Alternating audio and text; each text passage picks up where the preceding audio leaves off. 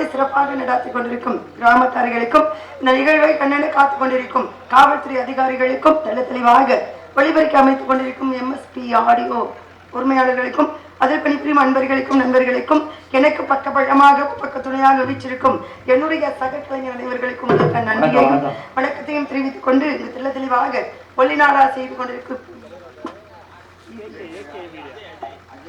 அஜயா அஜய் ஒளிநாடா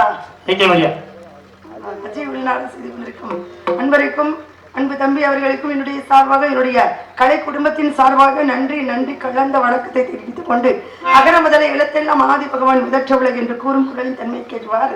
உலகத்திற்கு நம்மை கொடுத்தது தாயும் தந்தையும். இந்த தாயும் தந்தையும் முதல் தெய்வம் என்று வணங்கியது விநாயக பெருமான். அந்த விநாயக பெருமான் வணங்கிய நாம் அனைவரும் வணங்கக்கூடிய ஆதிபராசக்தியையும் ஆதியும் அந்தமும் இல்லாமல் இறப்பும் பிறப்பும் இல்லாமல் ஜோதியாக இருக்கக்கூடிய எம்பெருமான் சிவபெருமானுடைய துணைவியாகப்பட்ட அங்கையர் கண்ணி மங்கையருக்கு அரசி உலகத்தை ஆட்சி செய்து கொண்டிருக்கும் மீனாட்சி அம்மன் என்று சொல்லக்கூடிய மாரியம்மனை வணங்கிவிட்டு பிறகு என்னுடைய கதைப்பணியை தொடங்குகிறேன். உங்களுடைய ஒத்துழைப்பு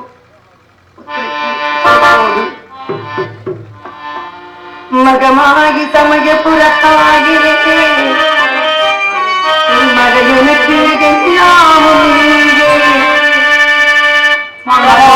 சமயபுரத்தாயே மகனுக்கு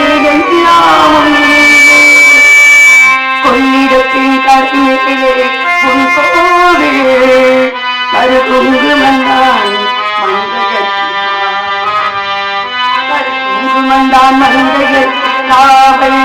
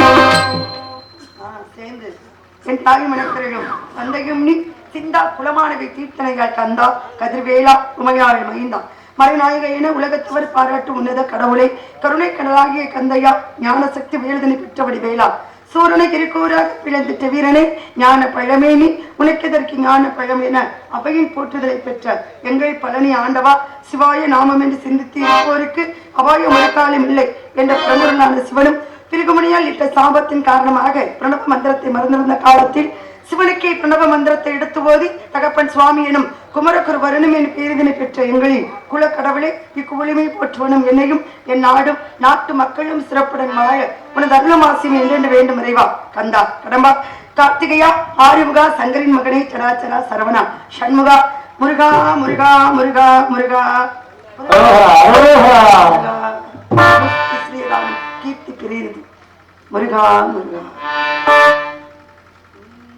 வருவாண்டி தருவாண்டி மழையாண்டி வருவாண்டி தருவாண்டி மழையாண்டி வருவாண்டி தருவாண்டி மழையாண்டி மழையாண்டி ஆவாட வேண்டி வருவோண்டி ஆடி ஆடி வேண்டி வருவோண்டி ஆடி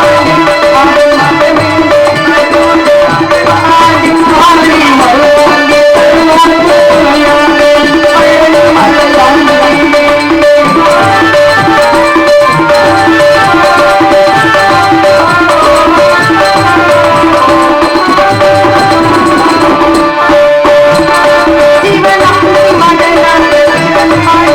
வருவோண்டி தருவாண்டி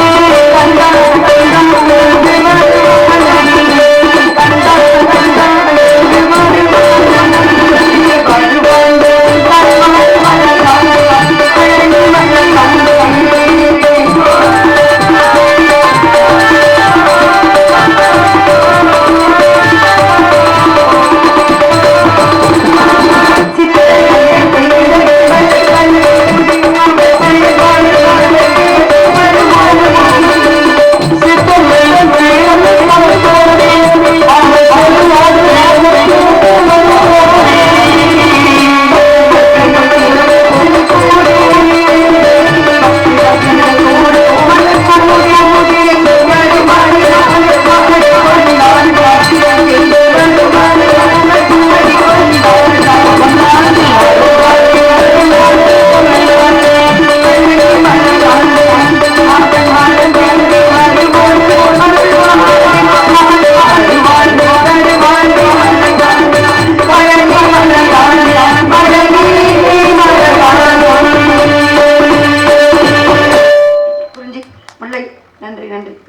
மழையாண்டி குறிஞ்சி முல்லை மருதம் நெய்தல் பாலை என்று சொல்லக்கூடிய அல்மிக நிலத்தினிலே மேற்பாடி வனத்தினிலே நம்பி தலைவனுக்கு வளர்ப்பு மகளாக வளர்ந்து கொண்டிருக்கிறேன். ஆதி என்ற சொல்லை அறிய வேண்டும், அகண்ட பரிபூரணத்தை காண வேண்டும், ஜோதி என்ற சுடருடைய கையில் தாங்கி சுற்றந்த வேல் கொண்ட முருகனை இங்கு வர வேண்டும். எனக்கு மட்டுமல்ல என்னுடைய நாட்டு மக்கள் எல்லோருக்கும் நல்லாசி தர வேண்டும். யான் பெற்ற இன்பம் பெருகை வையகம் நெல்லுக்கு இறைத்த நீர் வாய்க்காய் வழிபோடி அங்கு புல்லுக்கும் பசியுமாம் தொல்லுலகில் நல்லார் ஒருவரை உள்ளர் அவர் வரட்டு எல்லோருக்கும் பெய்யுமில்லை.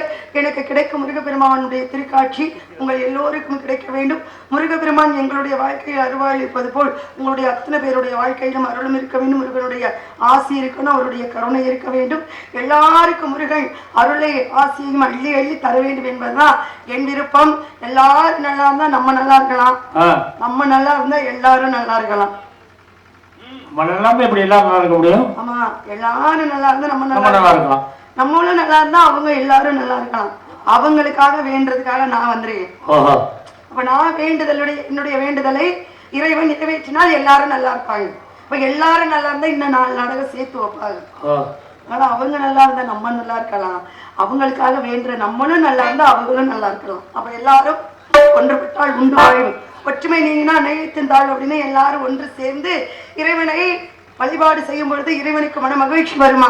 என்ன நினைப்பாலாம்? காமாட்சி அம்மா என் பிள்ளைங்க எல்லாம் வந்துட்டாங்க பாருங்க, எல்லாமே கிராமத்துல பிறந்து எல்லாம் நகரத்துல போய் வாழ கத்துக்கிட்டோம். நம்மலாம் நகர வாழ்க்கை இல்லை அப்படின்னா கிராமத்து வாழ்க்கை பிடிக்க மாட்டேங்குது யாருக்குமே.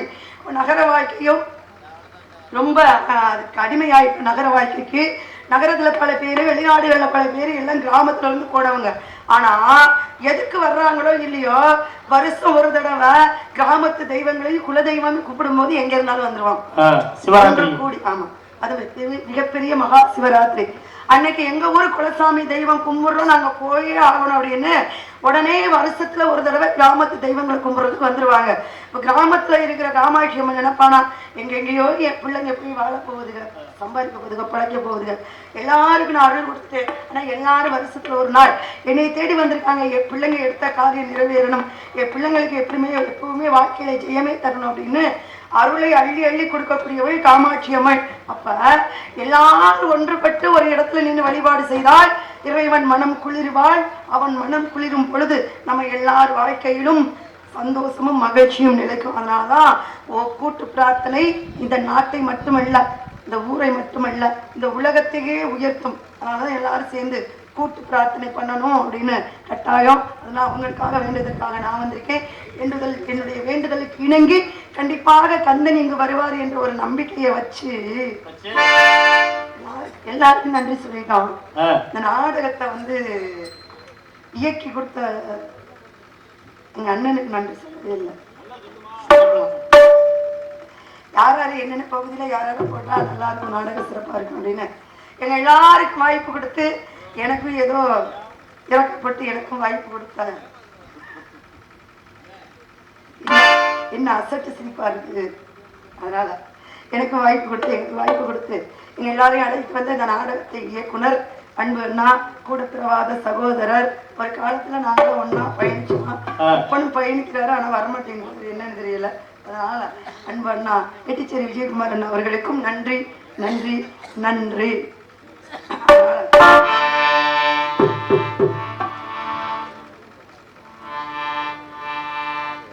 ஊரெல்லாம் சாமியாக பார்க்கும்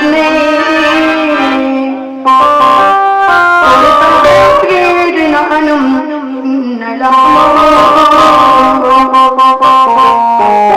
வண்ணக்கிளி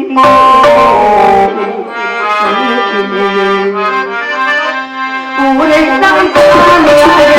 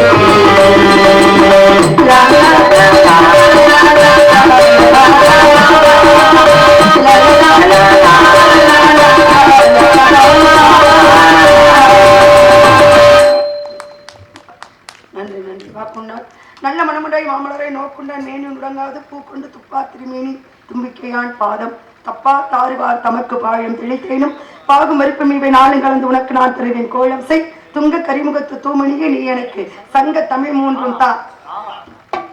ஆனா நீங்க கொடுக்கூட அப்படி கொடுக்கணும். இந்த சத்தம் கேட்கணும். அவதான் கொடுத்ததுக்கு அருள். ஆண்டவன்கிட்ட போய் நம்ம வரங்கிக்கும் பொழுது ஏதாவது ஒரு சத்தம் வரும். இந்த சத்தம் வந்தாதான் சரி கடவுள் அருள் கொடுத்தா. ஒண்ணு பூ போடுவார், இல்லைன்னா மணி அடிக்கும், இல்லைன்னா எங்கேயாவது யாராவது தும்முவாங்க, இல்லைன்னா எங்கேயாவது கவிழி கத்தும். அப்ப நம்ம வரங்கேற்கும் பொழுது இப்படி ஏதாவது ஒரு சத்தம் கேட்டா கடவுளை நமக்கு அருள் கொடுத்துட்டார் அப்படின்ற ஒரு நம்பிக்கை இருக்குல்ல. அதனால நான் கேட்கும் போது நீங்களும் கொடுத்துடணும். தமிழ் மூன்றும் தான் அப்படி கொடுக்கணும். அப்பதான் சரி நம்மளால நல்லா முழிச்சு திறமையா இருக்காங்க, கவனமா நாடகம் பாக்குறாங்கன்னு அர்த்தம். அதனால சங்க தமிழை கேட்டால் அவை முதாட்டி. ஏன் கேட்டா, எதுக்கு கேட்டா? அவளுக்கு தெரிஞ்சிருக்கு அவை முதாட்டிக்கு இங்க கொடுக்காம எதுவும் நடக்காதுன்னு. அதனாலதான் கடவுளுக்கே லஞ்சம் கொடுத்துருக்கா. என்ன கொடுத்தா பாருங்க, பாழும் திளைத்தேன்னு பாகும் பறிப்பும் நாளை கலந்து விநாயகர்கிட்ட கொடுத்துறா. அவ கொடுத்தது பூராமே சாப்பிட்ற பொருள். அவ கொடுத்தது நாளுமே சாப்பிட்ற பொருள். அதெல்லாம் ரொம்ப தித்திப்பான பொருள். ரொம்ப தித்திப்பான நாளையும் கொடுத்துட்டு நீ எனக்கு 3 மட்டும் கொடுன்னு அன்னைக்கு அவை மூதாட்டி கேட்டா. அன்னைக்கு விநாயக பெருமான்ட்ட அவை மூட்டாது கேட்ட 3 ஒண்ணு. இப்பெல்லாம் உங்ககிட்ட 3 கேட்டா நீங்க என்ன கேட்பீங்க? சும்மா தைரியமா சொல்லலாம், நம்ம ஊர் தான். என்ன கேட்பீங்க? நேற்று ஒரு பையன் கேட்டான், கோட்ரு வாட்ரு கப்புன்னு கேட்டான். என்ன சிரிக்கிறதுல அதெல்லாம் ஒண்ணும், இங்க சிரிக்கிறதுக்கு எதுவுமே வேலை இல்லை. யாருக்கும் தெரியாம இருக்கா, யாரும் கொடுக்காம இருக்காளா, விற்காம இருக்காளா, வாங்கி குடிக்காம இருக்காமா. இன்னைக்குதான் எங்க அண்ணன் சிங்க அமைதியா படுத்துருக்கு. முந்தானெல்லாம் இது படுத்துனா பாடு தாங்க முடியல பக்கத்துல. ஏன்னா இன்னைக்குதான் அமைதியா இருக்கு. அதனால எல்லாம் நடக்கிறது தெரியுது. இதுல என்ன ஒரு வித்தியாசம் அப்படின்னா, இங்க குடிக்கிறவங்களுக்கு தான் தண்டனை. அண்ணன் வலிக்காதீங்க, எங்க அண்ணன் பாவம் அண்ணன் இன்னைக்குதான் தெளிவா இருந்து நடவாங்க. என்ன குடிக்கிறவங்களுக்கும் அபதாரம் இருக்கு, விற்கிறவங்களுக்கும் அபதாரம் இருக்கு, தயாரிக்கிறவங்களுக்கு அபதாரம் இல்லை. தயாரிக்கிறத எங்க நாட்டுக்கு வரலாம் அப்படின்னா அனுமதிக்கு கையெழுத்து போடுறாங்க பாருங்க, அவங்களுக்கு அபதாரம் இல்லை. இப்ப என்ன காரணம்? பழி வந்தாலும் நம்ம தான், பாவப்பட்டாலும் நம்ம தான். மக்கள் பூரா இப்படி குடிச்சு வீணா போறாங்களேன்னு அவங்க தான் கவலைப்படுறாங்க. குடிக்க கூடாதுன்னு நமக்கு அறிவுரையும் சொல்றாங்க. அறிவுரை நமக்கு சொல்றவங்க நம்மளை குடிக்கிறாங்களே பாவப்படுறவங்க ஏன் அப்ப விற்கிறதுக்கு மட்டும் தயாரிக்கிறது மட்டும் அனுமதி கையெழுத்து போடுறாங்க? அப்ப அவங்களை என்ன பண்ண, அப்புறம் ஏன் எங்களுக்கு புத்தி சொல்ற மாதிரி சொல்றீங்க? பிள்ளைங்களை விட்டு தொட்டிலை ஆட்டுறதா இல்ல கேக்குறது? அது குடியை கெடுக்கும், குடிநலம் உடல் நலத்தை கெடுக்கணும் வேற அதுல போட்டுறது. எப்பறம் எப்ப எங்களுக்கு அவதாரம் போடுற, போடக்கூடாதுல்ல, அப்புறம் ஏன் விற்க கூடாதுன்னு தடை பண்ற, அதை செய்யக்கூடாதுல்ல. நீங்க தயாரிப்பை நிப்பாட்டினாவே இங்க எல்லாம் சரியா வந்துடும்ல. அதனாலதான் சொல்றேன், எங்க அண்ணன் இன்னைக்குதான் தெளிவா இருக்காரு என்ன நினைச்சு. அதனாலதான் சொன்னேன் 3 கேட்டா. என்ன கேட்டா? அவ கேட்ட 3 வேற. இயல் என்ற பேச்சும் இசை என்ற பாட்டு நாடகம் என்ற நடிப்பு முத்தமிழையும் குடி விநாயக பெருமானேன்னு முத்தமிழையும் வாங்கிக்கிட்டா. அதனால இயல் என்ற பேச்சு, இசை என்ற பாட்டு, நாடகம் என்ற நடிப்பு. நாட்டுக்குள்ள நடக்கிற விஷயங்களை இந்த அகத்தின் வழியாக சொல்லக்கூடியதுதான் நாடு கூட்டல் அகம் நாடகம்னு பேரு. பாருங்க, இந்த நாட்டுல நடக்கிற எல்லா விஷயத்தையும் நம்ம பேசலாம். நாட்டுக்கு முதல்ல சுதந்திரம் கிடைத்தது அப்படின்னு உலகத்துக்கு அறிமுகப்படுத்தினதே எங்க மாதிரி ஒரு நாடக நடிகர்கள் தான். யாருகிட்ட சொன்னால் யார் எப்ப சுதந்திரம் கிடைச்சிருச்சு, 47 சுதந்திரம் கிடைச்சிருச்சு, யாருகிட்ட சொன்னா மக்கள் எல்லாருக்கும் தெரியும் அப்படின்னு ஒரு கருத்து கணிப்பு வரும் பொழுது, அப்ப ஊருக்கு கூத்தாடின்னு சொல்லக்கூடிய நாடக நடிகர் இருக்காங்க. அவங்க கிட்ட சொன்னோம் அப்படின்னா கிராமமா அவங்க போய் இதை எடுத்து உரைப்பதற்கு எதுவாக இருக்கும் அப்படின்னு முதல்ல அப்பெல்லாம் தான் வலைத்தளம் இல்லை, ஒளிநாரா இல்லை, வானொலி பெட்டியில எதுவுமே இல்லை, டிவி இல்லை, சொல்ல போனா